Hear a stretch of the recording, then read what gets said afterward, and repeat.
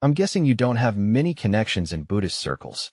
Otherwise, why is it that every time you walk into a temple, everyone in the hall looks vaguely familiar, yet you can't name a single one?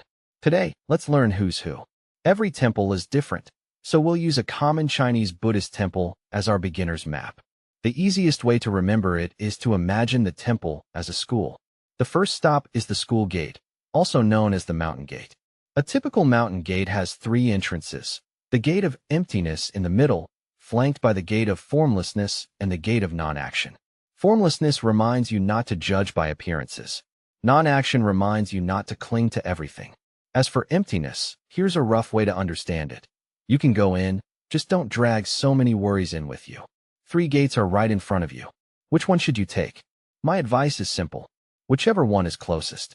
Once you're through the mountain gate, you may also run into 2 gate guardians. One gives a snort through his nose. The other lets out a ha through his mouth. That's why they later came to be known as the Hung and Ha generals. Their job is to guard the mountain gate. At a school, they'd be the 2 no-nonsense old guys at the security booth. Farther in is the school's reception area, the Hall of Heavenly Kings. The first figure you usually see is Maitreya, smiling from ear to ear. Maitreya is currently a bodhisattva. He is destined to become a Buddha in the future, so he is regarded as the future Buddha and is also commonly called Maitreya Buddha. If Shakyamuni Buddha is the current principal, think of Maitreya as the principal in waiting, personally standing at the entrance to welcome visitors. But don't let that friendly smile fool you. The security detail beside him is serious business. The one playing a pipa lute is Dhritarashtra, Heavenly King of the East. The one holding a sword is Varudaka, Heavenly King of the South. The one with a dragon or snake coiled around his hand is Virupaksh, Heavenly King of the West. And the one holding an umbrella is Vaishravana, Heavenly King of the North. All 4 came originally from Indian Buddhism and guard the 4 directions. After reaching China, they also became linked to the 4 generals of the Mo family in the novel Investiture of the Gods. Originally, they were just 4 colleagues, each with his own job. Then Chinese literature and folk imagery got hold of them, and the writers casually turned them into 4 brothers. Even international guardian deities can't escape being dragged into a group chat called One Big Happy Family. There's another important guardian in the Hall of Heavenly Kings. He often stands behind Maitreya, so you can't see him from the front. You have to walk around. This is Waitoa Bodhisattva, often shortened to Waitoa. He doesn't say much, but folklore has turned the Vajra club in his hands into a whole set of secret lodging signals. Resting the club on his shoulder supposedly means the monastery has deep pockets, and visiting monks can stay there with free meals and lodging for 3 days, sometimes even longer. Held horizontally, it means a shorter stay, usually said to be 1 day. If the Vajra club is planted directly on the ground, the message gets very practical. Feel free to look around. No rooms. And don't start thinking about the dining hall either.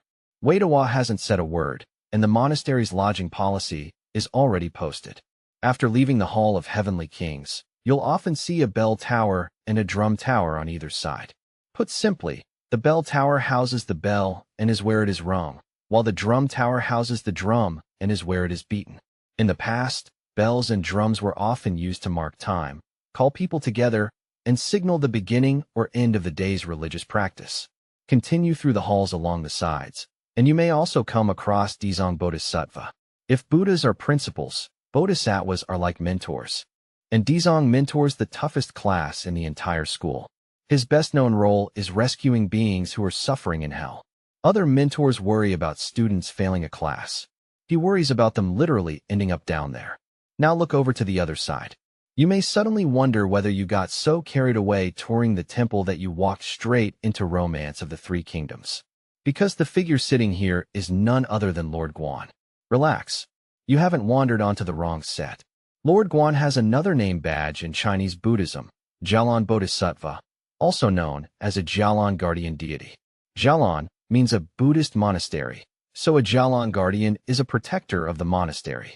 Lord Guan and Waitoa are also often described together as the 2 great guardians of Buddhist temples.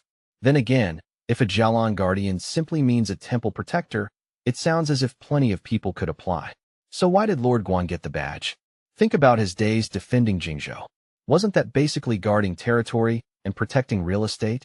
If a temple needs security, of course it would prioritize a professional who knows how to hold his ground. So Lord Guan isn't here for a social visit. He just got a new badge and kept working his shift. Keep following the central axis, and you finally reach the principal's office, the Mahavira Hall. In some common layouts, Shakyamuni Buddha is enshrined at the center. You may also see Amitabha Buddha and the Medicine Buddha on either side. For now, think of them as the principals of 3 different campuses.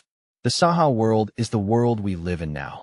It contains happiness, but also worries and all kinds of hardship. Shakyamuni Buddha teaches living beings here. The Western land of ultimate bliss is Amitabha Buddha's world. It is described as a place free from suffering and suited to spiritual practice, where beings can ultimately move toward awakening.